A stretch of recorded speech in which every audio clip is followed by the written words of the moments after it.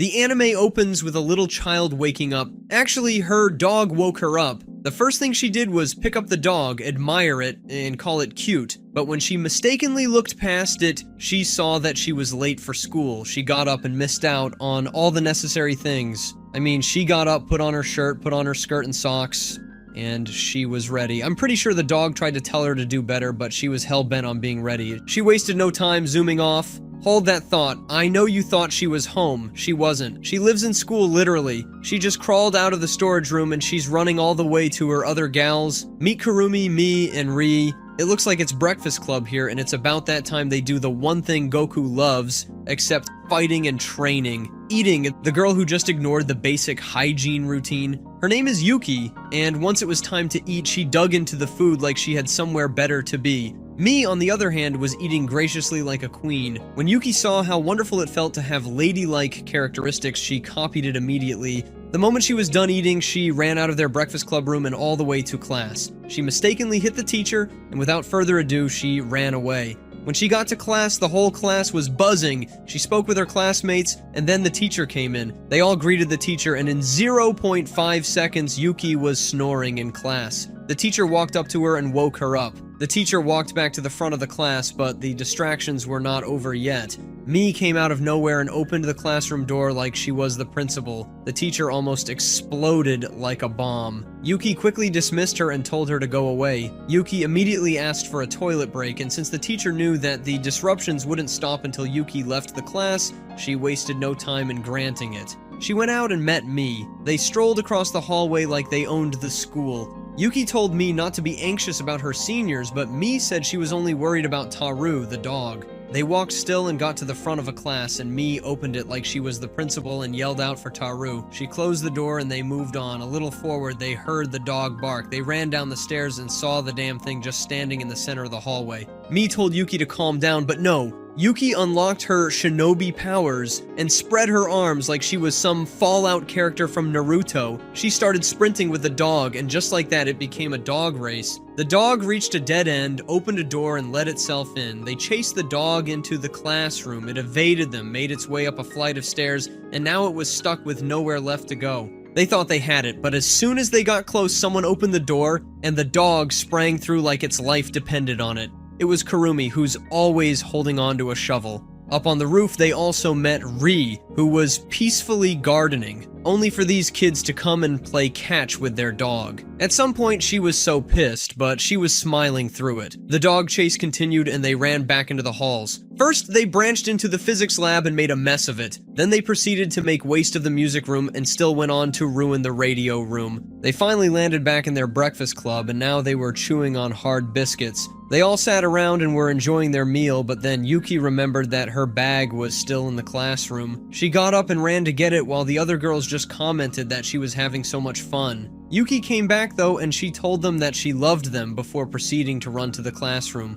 Me followed after just to make sure she was okay. Yuki got to the classroom and started chatting with her classmates. They told Yuki that she skipped class today and said they were so jealous. Yuki told them she'd been chasing after Taro. They asked if Taro was a boy, and instead of this girl using the last 2 brain cells in her head to tell them that she'd been chasing her dog, she thought back on whether Taro was a male or a female dog. She finally told them that Taro was a boy. She also told them that Taro liked to run around her and flare up her skirt. He also jumped on tables and sneaked into classrooms. And just when she told them that Taro was a dog, Me called out to her. I know you already knew the name of the video, and were expecting a part where the apocalypse would break out, but all you saw so far is a pigment of someone's broken mind. Meet Yuki, your average bubbly high school girl who loves her friends, enjoys school, and is a proud member of the school living club. Sounds wholesome, doesn't it? But all you've seen so far is a big fat lie, because Yuki's world is a lie, a fragile, crumbling illusion protecting her from a truth too horrifying to face.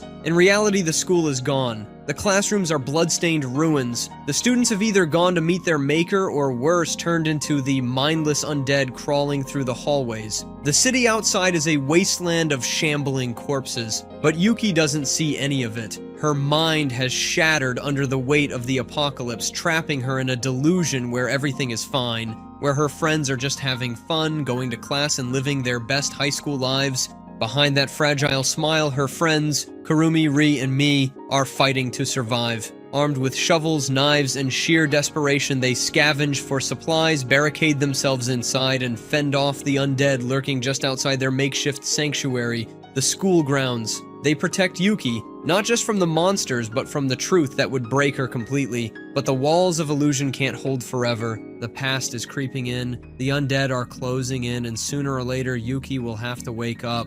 And when she does, the real nightmare begins. Come with me.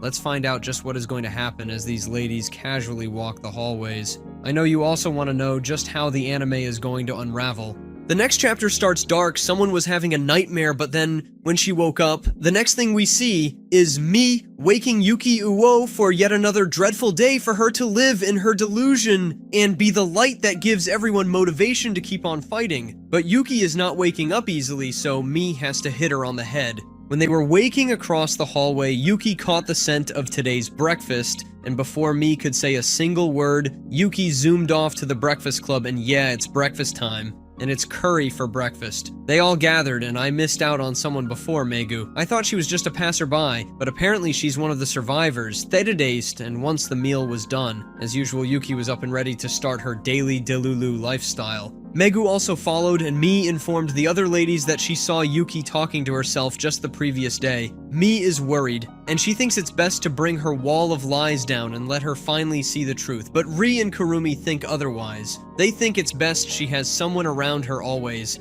and for today, Megu is with her. Immediately, they concluded the discussion, and Kurumi headed off with her one-in-a-million weapon of destruction, her shovel, and she headed off for the morning patrol. Yuki is actually having a class with Megu as a teacher. Yuki comes up to the board and solves a question. The other girls are at their breakfast club room. Their lives are going on as usual, and everyone is just chilling. Kurumi is making sure the barricades are strong and those undead creatures can't find their way up to their sanctuary. Mi and Ri, on the other hand, are having coffee, and they are wondering just how many people have been infected. I know you want to know how this came about and how it's just them that's here, and most especially, you want to know how Yuki's mind broke. Kurumi is at a barricade, and on the other side is one coffee zombie who's just growling at the other side. Kurumi is having flashes of the dream she had, and apparently the dream is the first day of the apocalypse, and she made first contact with a zombie, and it's been haunting her since that day. She climbs up the barricade and throws a ball to distract the undead.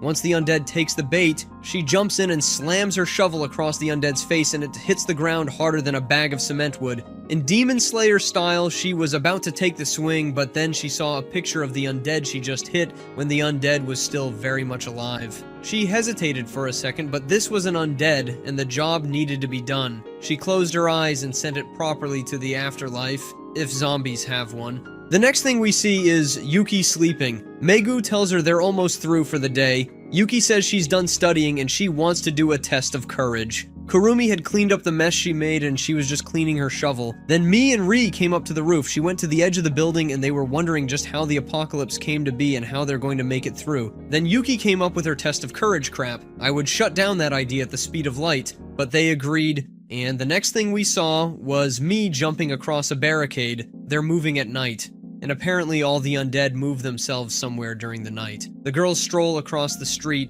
and they try to do so quietly, but Yuki was as loud as a power generator. They met Megu on their way. Next, they entered into a place that looked like a mall. They all scatter to pick items, and this noise-making machine screams, but just out of excitement. When they all gathered, Yuki told them that she saw a sweet that she loves, and that's why she screamed. With angry faces, they all reminded her that this trip was because of her and her idea for a test of courage. After getting everything they needed, they faced the library. In the library, Ri picks up books for Yuki because she's having trouble spelling. When Yuki realized the books were for her, she ran away. Just then, Ri noticed a zombie walking by. Megu sees Yuki and tells her not to run away from the others, but just when they were about to meet up with the others, they spotted a zombie, and before the zombie could react, they hid from it. As it's senseless, like its senses aren't working, it walked past them, and the other girls made noise to get its attention, and when it got close, the ninja, Kurumi, used her one-in-a-million shovel to send it to the afterlife. They went straight to Yuki, and once they reunited, they hugged and made their way out of there. At the stairs, they all said the test of courage was fun, and they headed to sleep.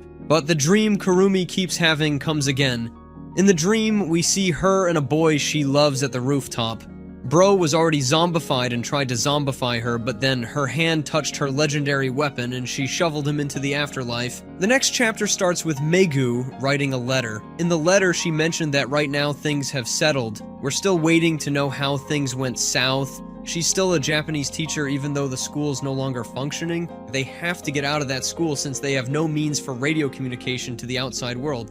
What if they decide to bomb the whole place to smithereens? They won't know because no TV and no radio are available. And we're thrown back to Megu's past before the apocalypse. Her alarm wakes her up in the morning, and she gets Megu Sage from someone who's bothered about her. The person is asking if she's good as a teacher because she's always been shy and indecisive. And she gets up, puts bread in the toaster, and gets ready for her day. When she was eating her breakfast, she got another message, but she ignored it. She checks her time and sees she's running late. She grabs the bread and drives off. While in traffic, she gets another message, but she still ignores it because even though the person is worried, she's driving. She gets to school with the vice principal. Yeah, it's always the vice with their unnecessary show of power. And he tells her that she shouldn't get too close to her students. After seriously shouting at her, he turns and leaves. Megu's colleagues tell her she shouldn't sweat it because that's what he does to the new staff. She gets to class, and when she was roll calling, she called Yuki, and Yuki came up to take her notebook and called her cruel.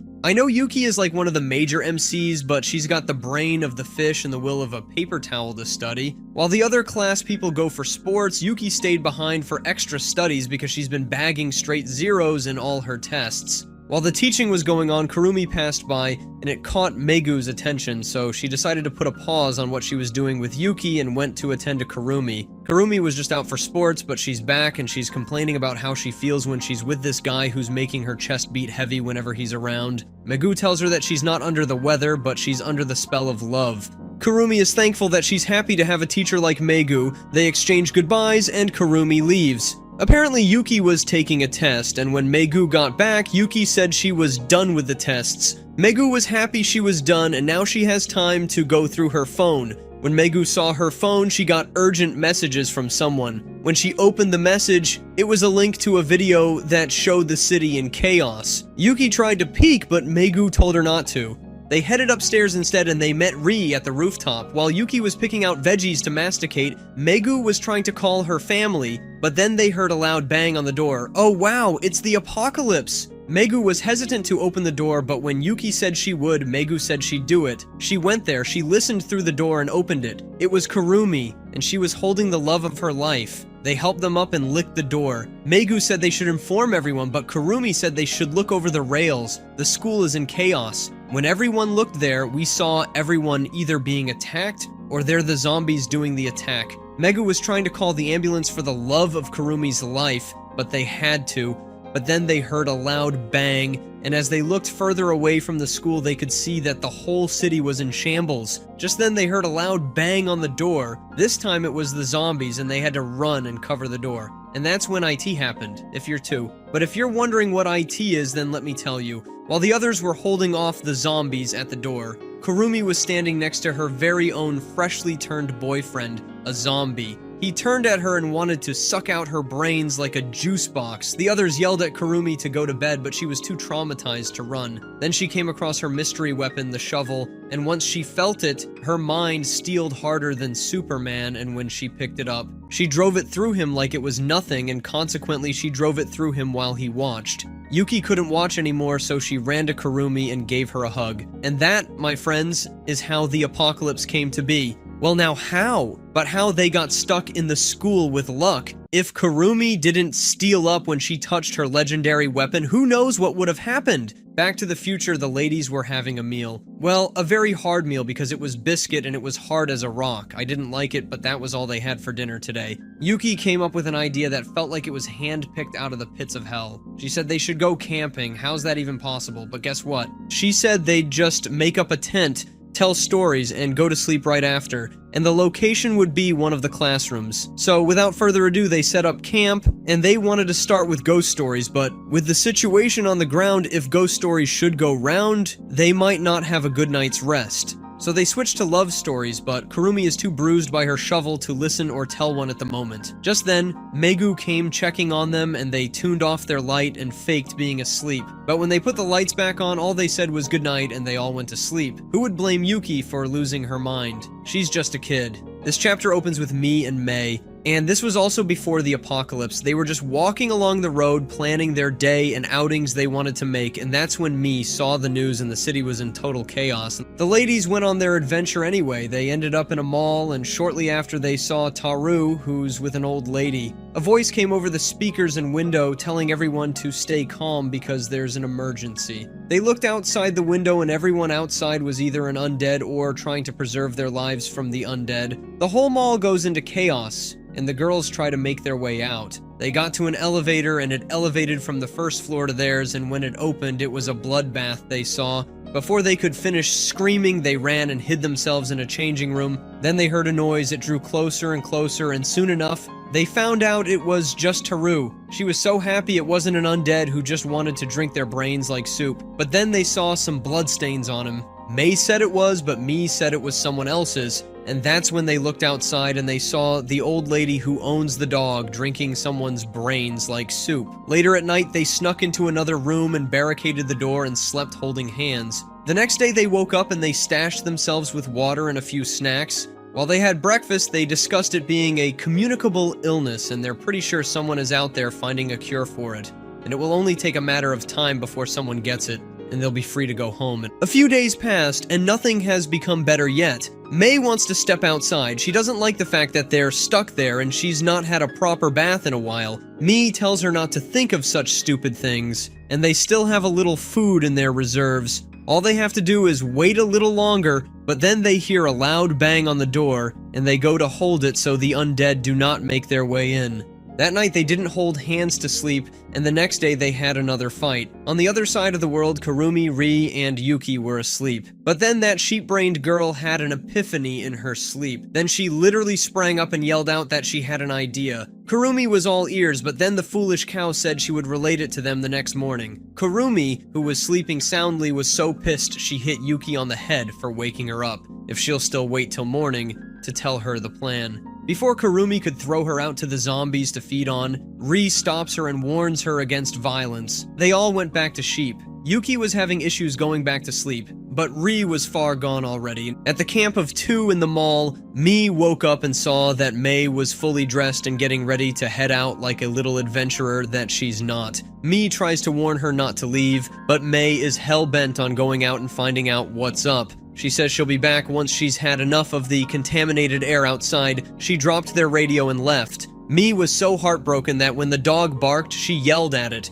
grabbed it, and tried to apologize. And at the party of 3 at the school, Ri had already whipped up breakfast, and it was rice. Yuki grabbed a can of meat and was so happy to eat something so nice, but then Ri tells her it's the last can of meat and she can have it. But Yuki said they'll all share it. After the meal was graciously finished, Yuki proceeded to inform them about her great plan. When I said this sheep brain should not even be making use of her 2 brain cells, I meant it. She said they should go on a field trip. Please, how will they make that possible? These 2 bird brains somehow agree to do it. Yuki had already drafted out the proposal they'd submit to Megu, and without thinking twice about how dumb that idea is, Yuki headed out to submit the proposal. They just had to wait for Yuki to return. I was hoping that Megu would be the brains of the set and shoot down this dumb idea, but it turns out that she also has Bird Dookie for brains. She tells them that she's got a car and they could take it. Kurumi opted to drive, and since they've decided not to use their brains, they decide to let her. So they hatch a plan. The plan was simple. Kurumi would equip herself and use a ladder to make her way down from the roof. She'll use her trusty weapon and make her way to the car. She'll have some difficulties, but she's got her strength and her steel mind. The others will make their way to the rendezvous point and wait,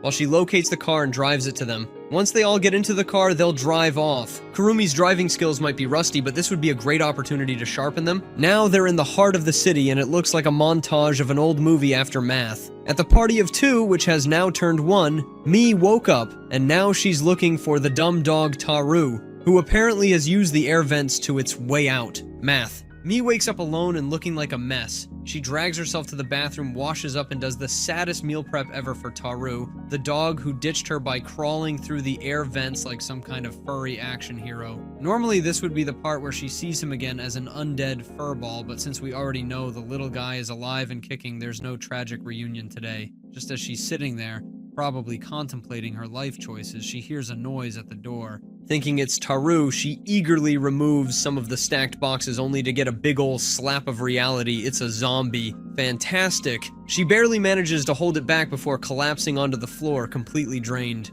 Turns out being all alone in a zombie-infested world is kind of a drag.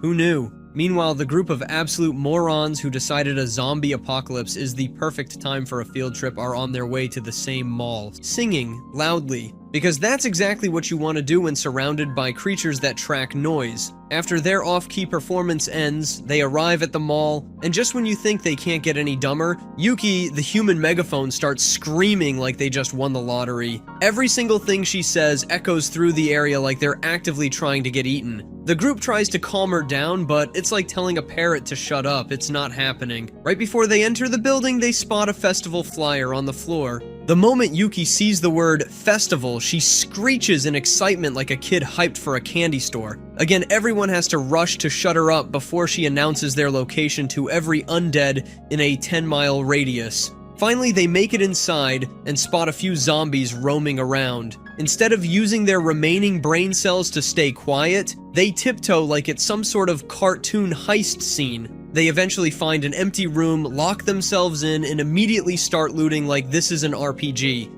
Kurumi, the only one with a survival instinct, heads straight for the food section. Meanwhile, Mi is still in her pity party, missing her partner, Mei. She stares at their pictures like she's in a depressing indie film montage. Back at the food store, Kurumi is about to clean the place out when she encounters Taro. Her first reaction, she's terrified of a dog. But the second she realizes he's just a tiny, helpless freeloader, she goes back to looting. Taro, the sneaky little thief, nabs one of the canned goods she drops and scampers off like he just pulled off the heist of the century. Before Kurumi can process what just happened, she notices a couple of zombies creeping up behind her. Panic mode is engaged. She bolts out of there, barely making it back to Yuki and Ri. Just as she's slamming the door shut, Taro zooms in, victorious, dropping his stolen can in front of them like it's an offering. Yuki, the human equivalent of a hungry cow, tries to snatch the can, but Ri holds her back. Before they adopt this scruffy little thief, they check his tag and find out his name is Taromaru. Now officially part of their disaster squad, Taro follows them to an electronics store. Ri grabs a super loud bell because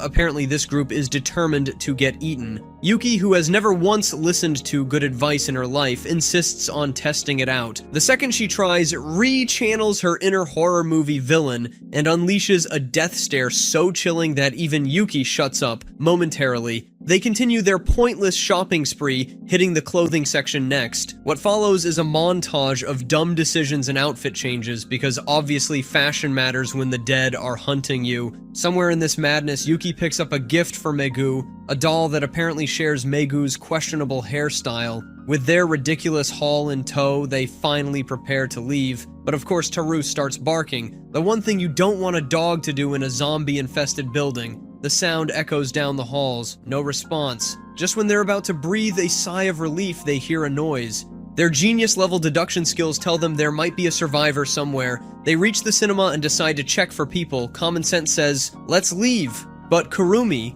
displaying her trademark reckless decision-making, goes ahead and opens the door. Huge mistake. The second the door swings open, a horde of zombies floods out like she just uncorked a bottle of nightmare fuel. Cue the screaming. The chase is on. Yuki freezes like an idiot, forcing the others to drag her away. They make it to the ground floor, which, surprise surprise, is now crawling with zombies. Kurumi uses her weapon to create an opening, allowing them to flee toward the car. It's an absolute disaster, but somehow they don't immediately die. Meanwhile, Mi, still stuck in the emotional gutter, finally hears Taro bark again, this time mixed with a girl's voice. That's enough to snap her out of it. She makes up her mind to leave. While she's moving, the other girls are already in the car, debating whether Yuki actually heard someone or if it's just another one of her brainless outbursts. Before they can make a decision, Taro takes matters into his own paws. Like a furry action hero, he bolts back toward the mall. The girls, having the collective self-preservation skills of a wet sock, immediately chase after him. At this point, Mi has reached an escalator, but she's completely surrounded. The only safe spot? A giant piano.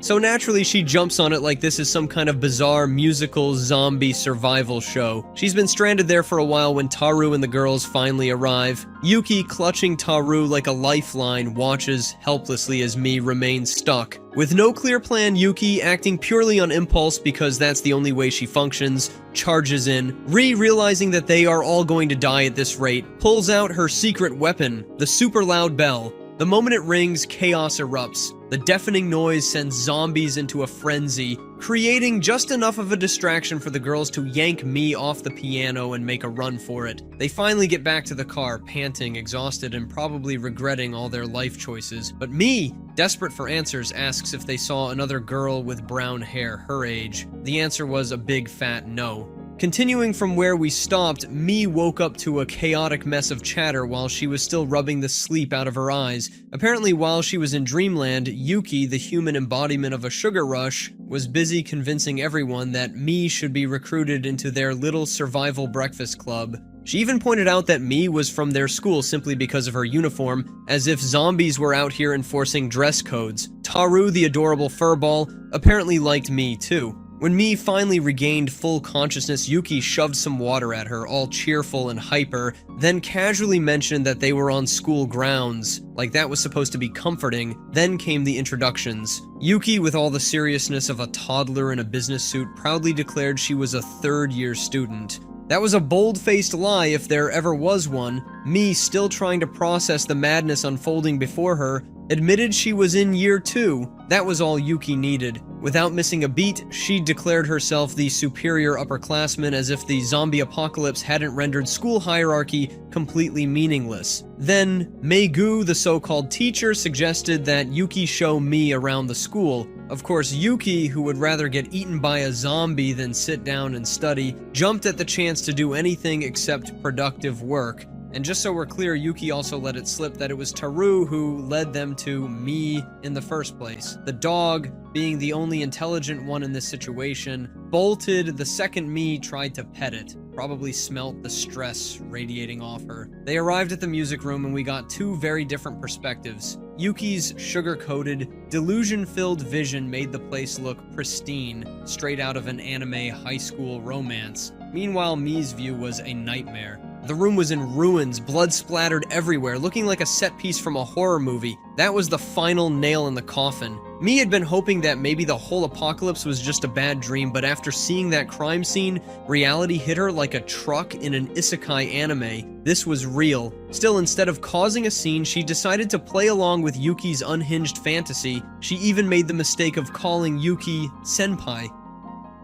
Yuki lost her mind. Her ego inflated so fast you could hear the sound effect in the background. She demanded that Mi say it again, soaking up the non-existent respect like a sponge. Yuki, being the completely functional and totally sane individual that she is, was also having a whole conversation with Meigu in her head. Mi, finally fed up with whatever in the name of all things holy was going on, just flat out asked who this Meigu person was. Things just took a turn for the worse. Yuki was still deep in her hallucinations, chatting away with her imaginary friend like this was completely normal. She kept apologizing to Meigu, saying she wasn't invincible. Then, to make things even weirder, she tried to get Mi to apologize too for hurting Meigu's feelings. Because yes, that's the biggest issue at hand. The fact that an imaginary teacher might have her feelings hurt. Before Mi could even process what tremendous cap she had just heard, the other girls showed up, pausing the absurd discussion. Later, when they were in their little breakfast club room, they finally spilt the truth. Their daily lives had gotten too boring, so Ri and Meigu decided to give their group a name, the School Life Club. I personally prefer to call it the Breakfast Club because that's all they seem to care about. Mi, still trying to make sense of things, asked again about Meigu. This time the girls gave her the real story. Meigu was actually their teacher, bright, cheerful, and protective. But, and this is where things take another nosedive, she had died. She gave her life protecting the students. The so-called Meigu that Yuki had been chatting with this whole time, just a figment of her broken mind, a defense mechanism, a comfort in this hellscape of a world. And to make it even more tragic, it wasn't just Yuki clinging to this fantasy. The other girls went along with it too, probably just to keep the last shreds of sanity intact. If I understand correctly, she died during the outbreak or when the infection reached the school. They were trapped on the rooftop, zombies pounding at the doors. Kurumi was fighting them off with her trusty weapon, and well, she didn't make it. That means that for the entire series so far, Megu was never actually there. She was just a hallucination. This whole thing was beyond messed up.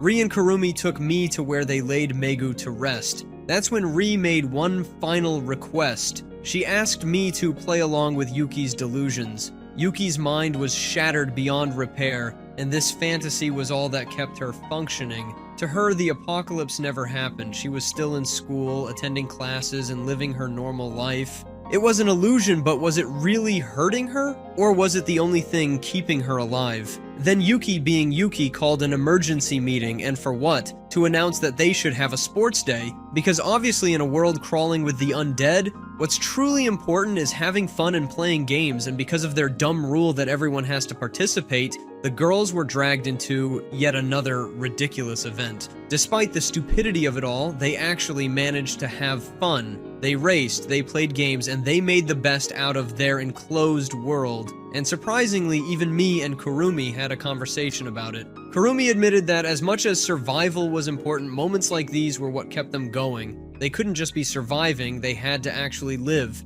Yuki's crazy plans, as absurd as they were, made everything feel a little lighter. That night, they all sat down to eat, and Yuki, being the useless lump of energy that she is, was practically weeping over how good the meal was. After running around all day, she acted like this was the best thing to ever happen to her. As they ate, Yuki turned to her imaginary friend and asked Megu if the food was delicious. That question triggered something in me. A painful memory surfaced, reminding her of Mei, the person she had lost. And honestly, at this point, I wouldn't be surprised if we had another plot twist where everyone was just a figment of Yuki's imagination. Wouldn't that be something? But instead of breaking down, me finally saw Yuki in a different light. Maybe, just maybe, Yuki's way of thinking wasn't entirely useless. Later, Mi went to take a bath. She thought about everything carefully, and after processing all the insanity, she finally made her decision. She was going to join the club. She walked up to Ri and asked if she could be part of their group, and with a simple handshake, the deal was sealed.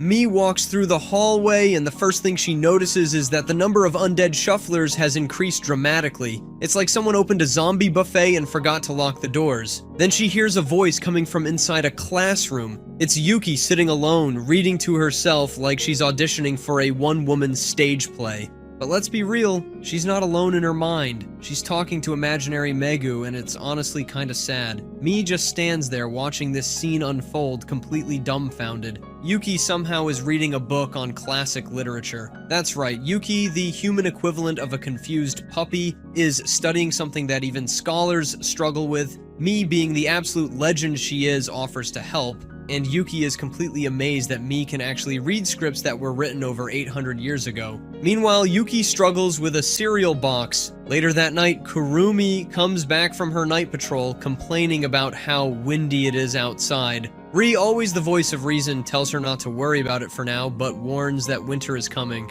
And not in a fun Game of Thrones way, more in a freeze to death while fighting zombies kind of way. Kurumi, the resident muscle of the group, asks if Yuki is asleep. Ri informs her that Yuki, in a surprising twist that nobody saw coming, actually stayed up late studying. Yuki, who even remembers what she ate for breakfast, is somehow putting effort into learning. That's like expecting a goldfish to solve algebra. Ri decides it's time to sleep and starts packing up her books. But before she leaves, Kurumi hits her with a deep thought. Has she ever considered that this whole zombie nightmare might just be a dream and one day they'll wake up and find out none of it happened? Ri has thought about it, but what's the point of dwelling on the past? Meanwhile, Kurumi remembers the time they started the school club just to keep Yuki happy. Flashback to Yuki, crying in the classroom like a toddler who just dropped her ice cream. Megu walks up to her trying to cheer her up. She suggests naming the club the Breakfast Club because apparently food solves all problems. The next morning, Mii takes on the unfortunate task of waking Yuki up. Yuki is in full gremlin mode, still half asleep and asking about Megu. Then, just to make things more unsettling, she turns and greets her imaginary friend who obviously isn't there. Mii just stares at her, trying to process the levels of delusion at play. Eventually they make it to breakfast, where the others are already waiting. Food is served, and before anyone can say grace, Yuki dives in like she hasn't eaten in years. It's an absolute feeding frenzy. The girls joke that if someone cut off one of Yuki's legs, she wouldn't even notice because she's so focused on inhaling her food. As they eat, they reflect on how lucky they are that the school has a functioning solar system to provide power. Yuki, of course, is already done eating and demanding seconds like an ungrateful goblin. Unfortunately for her, there's none left because they can only grab so much food during their supply runs. Then the mood shifts as they bring up something about their last trip. The screen blacks out. When they were on their way back from the field trip, there were only 4 of them. The trip itself is a blur for Yuki and me because all they did was sleep in the back seat like useless potatoes. But then Yuki's last 2 brain cells start working overtime. She does some quick math. If there were only 4 people in the car, Kurumi driving, Ri in the front, and Yuki and me asleep in the back, then where was Megu? How did she get home? The other girls try to calm her down, quickly coming up with an excuse that Megu walked back because there wasn't enough space in the car. Yuki, still not fully convinced, suddenly bolts off. The other girls exchange looks. There's not much they can do now.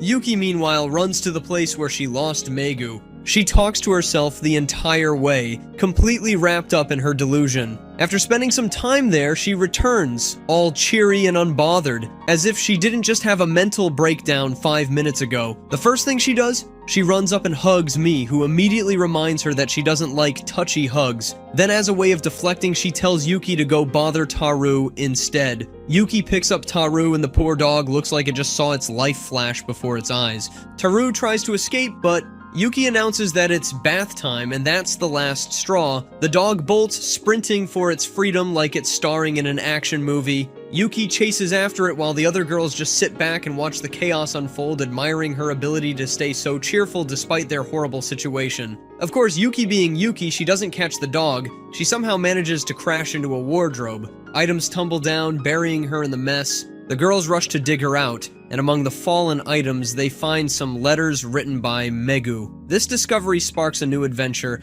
They all decide to write their own letters. But there's one major problem. How are they going to send them out? Kurumi, in her usual level-headed way, suggests catching pigeons to deliver the letters. This, of course, sounds ridiculous. Yuki, for once in her life, comes up with a better idea using balloons. With their delivery method decided, they get to work. Yuki, as expected, struggles with basic spelling and handwriting, which is about as surprising as water being wet. Ri ends up helping her, and after a montage of scribbling, rewriting, and general frustration, they're finally ready. Meanwhile, Kurumi is outside actually trying to catch a pigeon. Against all odds, she succeeds. The rest of the group gathers on the rooftop where they release both the balloons and Kurumi's captive bird into the sky. It's a bittersweet moment. Mii's letter is addressed to Kei, her longtime friend. No one knows where Kei is now, but there's a small hope that maybe, just maybe, the letter will reach her. The episode ends with them watching the letters float away, uncertain if anyone will ever read them. But in a world overrun by zombies, sometimes hope is the only thing keeping them going. This episode starts like no other. A grim look that sends shivers down your spine. Someone walked out of a room that had no glimmer of color. Just a touch to light up the room, and a book, left open with lines running through it. A few moments ago, Mii found one of Megu's keys and gave it to Ri, who's been looking desperately for what the key unlocks. She's trying at the moment, but she can't seem to get it. Then she hears Yuki's voice telling the dog to stop running. The scene moves to Yuki chasing the dog, but she's all covered in spirulina. I mean, they're both covered in spirulina. First, she thought she had cornered the dog, but then it leaped right onto her face and used her ugly face as a stepping stone to jump right past her. The chase begins again, and this time they run into Ri, who uses her aura to scare the living daylight out of both of them. While they were both grumbling, Yuki used the opportunity to grab the dog, and she informed Ri that the dog got loose from its collar and it's been running up and down ever since. She takes the dog for a bath, but it's still jumpy and it's giving her a hard time. Kurumi comes in and offers to use the blunt side of her secret weapon to help out. Yuki declines, but even with that, the dog was still acting up. This time, Yuki called Kurumi and asked for help, but just to hold the dog down while she took off her clothes. Now she's fully kitted to wash the dog like never before. Once she was done washing the dog, she took her bath too, and they all gathered around and helped to get Yuki back in shape. She washed her clothes too, so they needed to be sunned out. Once the sloth was sunned out, Mi told her to wear her clothes and to stop walking around like the First Lady Eve, who used some leaves to cover up. She also told Yuki that she has to be better at organizing herself if she wants to graduate with them the following year. Yuki, as the lazy, two-chicken-boned human being she is, says she will start tomorrow, but Mi tells her that she can't just leave everything to start tomorrow because if you don't take care of it now, who will? They start discussing after-school plans, and since Yuki can't use her 2 brain cells, she says she will speak to Megu about it while the other girls just play along and answer her question. There's just one person I'm scared of. Imagine if Ri breaks down and yells out all the truth to Yuki. That, my dear, will be devastating. Kurumi says she wants to work for a construction company, but the other ladies say that's hard labor. She then says after that she'll get married, and the girl with the 2 brain cells thinks that Kurumi meant that she'll get married to the shovel. Just then, Ri thought back to the time when Megu told them to start a club just to keep them all together and then made Ri the president. After picking out a place for their activities, they all gathered to take pictures, and they took one without Megu and one with Megu. Back to reality now, Ri is seated at a table in the middle of the night. Mi comes up to her and asks if she's okay, but Ri says she can't sleep. They both sit down and discuss. Ri shows her the keys that she's been with and says that the key would lead to a major breakthrough, and she would show the rest the next day. But they decided to go and check the teacher's room and check. They checked around, but they didn't find anything. As they were searching, though, Mi came across an old picture where Megu was still alive. Then Yuki showed up saying she'd had a bad dream and wants to help out. Before she helped out, she saw some of Megu's things and she did a little montage before they started searching again. They had scoured the place, and when they were about to leave, Yuki found something. It was a briefcase hidden somewhere.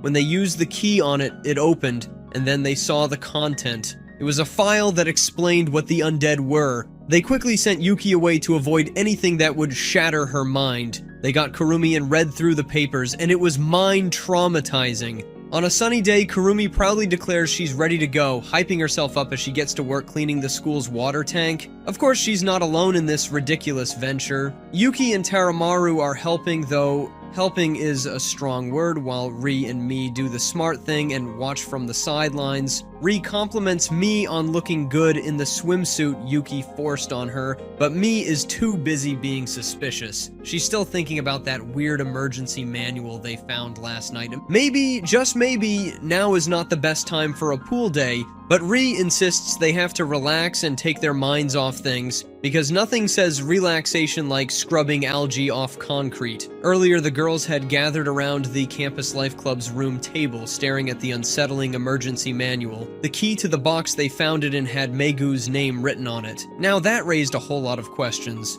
Did she know what was going to happen? Mi shuts that theory down real quick. The manual had clear instructions. Do not open unless ordered to. If Megu read it, it was only after things had already gone to complete disaster mode. They then noticed that the manual shows a second basement, possibly stocked with supplies. This could be important. But before they can even start planning, Yuki bursts into the room, forcing them to hide the manual like it's some top-secret classified document. Yuki, being Yuki, is in full hyper mode, declaring that they should clean the fish tank, and she even presents a filthy Taromaru as evidence, as if that explains anything. Then, in true Yuki fashion, she proposes they turn this into a swimming day. The club reluctantly agrees because clearly saying no to her is impossible. The girls change into swimwear and get to work. Step 1, remove the fish. Step 2, drain the gunky water. Step 3, scrub the walls and floor like their lives depend on it. Finally, they refill it with clean water and the hard work is over. But of course, Kurumi and Yuki immediately ruin it by jumping into the tank,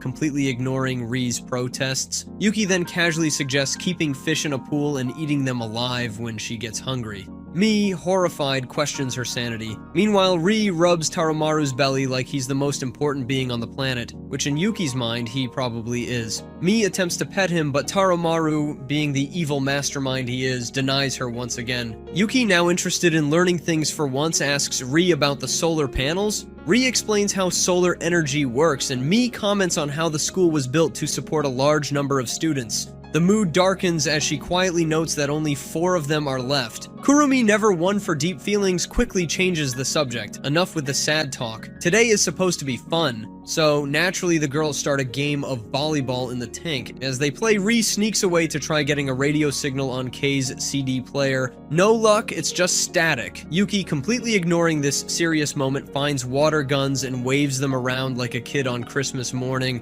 Kurumi's interest is immediately piqued. Ri sees her expression and knows exactly what's coming next. Now it's war. Kurumi and Ri stand on the rooftop garden, armed and ready. The showdown begins. Kurumi eyes Ri, trying to get a read on her skills. Ri, ever the smug strategist, casually reveals that she was the one who originally brought the water guns to the school. Then, with the confidence of a seasoned warrior, she announces her alias, the Balloon Bomb Sorceress, and with that, she launches her attack. Water balloons fly through the air. Kurumi, because she's somehow an action hero now, dodges and even deflects one with her shovel. It soaks me instead. The two continue firing at each other until they both make a dramatic slow-motion leap into the pool. It's the perfect climax to their epic battle. Until me, the Killjoy, turns the hose on them, ending the fight immediately. Game over. As the sun sets, Kurumi and Yuki play frisbee with Taromaru, while Mi packs up. Ri is still messing with the CD player, trying to catch any sort of signal. Mi notices this and asks about it, and Ri explains that she just wants to hear something, anything, from the outside world. Then, Taromaru suddenly sniffs the CD player intensely, triggering a memory for Mi. She remembers trying to get a signal with Kei back then. She wonders if Taromaru still remembers Kei's scent. She reaches out to pet him, expecting rejection as usual. But, miracle of miracles, Taromaru actually lets her. For a moment. Then he runs off again. Just as Mi is about to give up on ever being liked by this tiny tyrant, Taromaru returns with the frisbee. Ri notes that he probably wants to play with her. And then, in a shocking turn of events, he crawls into Mi's arms. Mi, overwhelmed with emotion, hugs him. The day, as ridiculous as it was, ends on a rare warm note. Later in the shower room, Kurumi enjoys the water like an old man soaking in a hot spring. Yuki, ever the master of bad timing, suggests they figure out a way to have proper baths at school. Ri mentions that the athletics club might have had a bath, but Kurumi, having some standards for once, refuses to go to such lengths just for a bath. Ri notices Mi looking unusually quiet and asks if she had fun. Mi hesitates, but finally admits that she did. Yuki, with all the wisdom of a hyperactive squirrel, tells Mi that if anything is ever bothering her, she should come to her. Mi, suppressing a laugh, points out that Yuki isn't exactly the most reliable upperclassman. Yuki, offended, insists that she is, and it's Mi's fault for not giving her enough cake. Mi corrects her, explaining that she meant kei, not cake. Yuki is now thoroughly embarrassed, and Mi tells her not to sulk. Mi then speaks about an old friend of hers, always bright and cheerful. They were always together, but now she doesn't see her anymore. Yuki, in her usual optimistic way, suggests that they make the school as fun as possible so that one day her friend will return. The club clings to that small hope as they walk back to their room, Mi carrying a fast-asleep Taromaru. Before heading in, Ri quietly reminds Kurumi that they'll be going to the basement tomorrow. Yuki, completely lost as usual, is told that she'll get an explanation later. Kurumi starts yawning and Ri wonders if she'll skip dinner. Of course, that thought is erased the moment food is mentioned. Kurumi's energy is magically restored as they chat about what they'll eat. Night falls. All 4 girls are fast asleep, but Taromaru, the little troublemaker, suddenly wakes up restless. He pulls at his leash, struggling until he finally escapes. Sneaking through the dark school, he makes his way to the barricaded stairs leading to the basement. Then he stops. Something is there. He lets out a low growl before barking loudly. A response comes, an eerie, high-pitched sound. Taromaru pushes past the desk blocking the entrance, running deeper into the shadows, and then he sees it, or rather her, Megumi, or what's left of her. Her mouth is ripped apart, her body twisted in unnatural ways. She is no longer their beloved teacher. She is something else entirely, and she is moving toward him. The school was drowning in gloomy clouds like the sky itself had given up. Mi sighed, sounding like someone who had just realized they had wasted their life reading bad fanfiction. Ri, ever the nosy one, asked why. Mi explained she had finally finished the book she got from the mall. It was tragic, and the ending hit harder than realizing you forgot to save your progress in a game. Yuki, the walking disaster, looked around for Taromaru, her dumb dog. Meanwhile, Ri stared out the window, deep in thought. The rain brought back memories she wished she could delete. She recalled the day they lost Megu. They were supposed to be strengthening the barricade when, surprise, surprise, they got surrounded by infected. Because of their incompetence, Megu had to step in and save them, and that was when Yuki completely lost her marbles, deciding to live in her own little fantasy world instead of facing reality.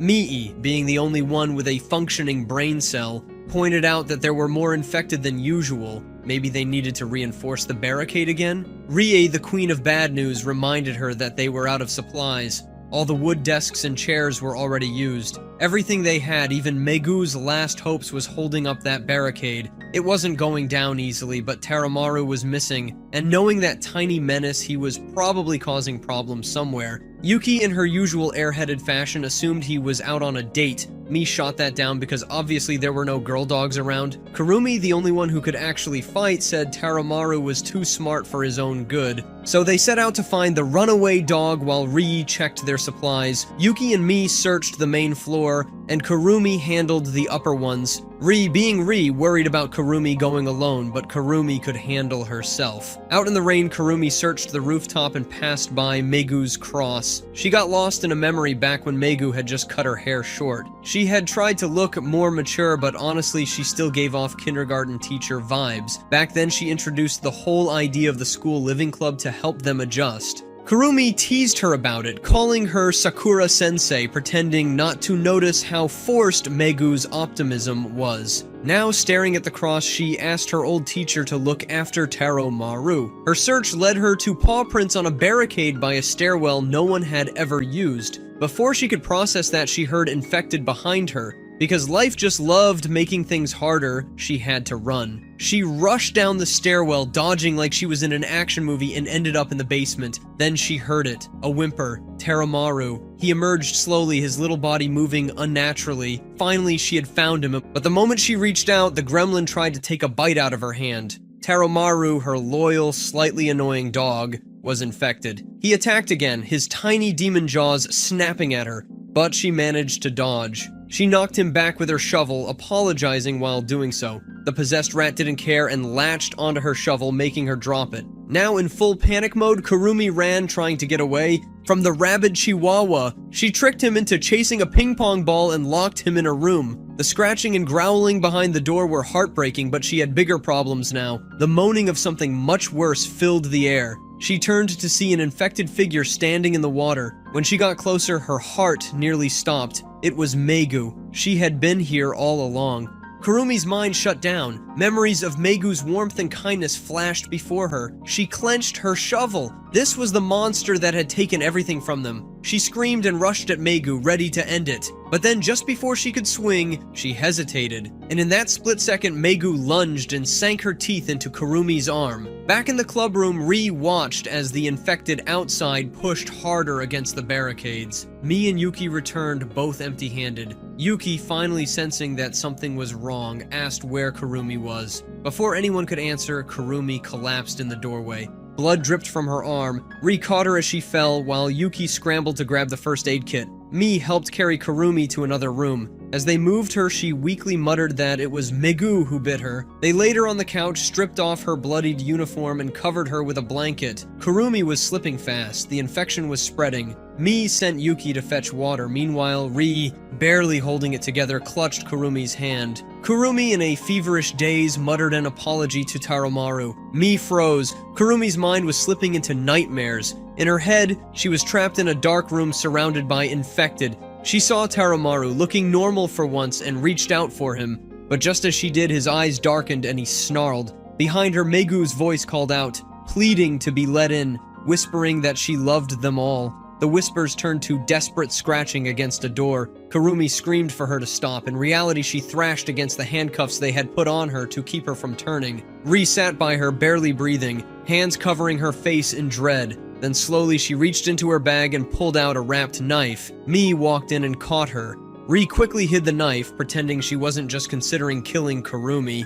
Mi, pretending not to notice, said she found something in the manual. There was medicine. The same basement where Kurumi had been bitten had the cure. Ri instantly volunteered, but Mi refused. Ri argued, but Mi shut her down. Kurumi had failed because she couldn't fight Megu, but Mi, she didn't have that problem. She grabbed the shovel and left. As she walked through the hall, she spotted Taromaru's food bowl, the tiny terror. She remembered how just yesterday he had finally warmed up to her. Tears rolled down her face. Outside, the infected smashed through the doors, pouring into the school. The barricades, already weakened, wouldn't hold for long. Yuki, completely oblivious to the danger, stared out the window. The rain felt eerily familiar. Then it hit her. She had seen this before, the day everything fell apart. And just as she realized it, the infected broke through. The school was no longer safe. Kurumi messed up so badly that it might be the biggest failure of her life. Mi, the only one with a working brain, took charge immediately and told Yuki to go grab the first aid kit from the broadcasting room. Yuki, the human equivalent of a lost puppy, ran off to do just that. Meanwhile, Ri-san asked me to help move Kurumi to the sofa before she completely collapsed into a useless heap.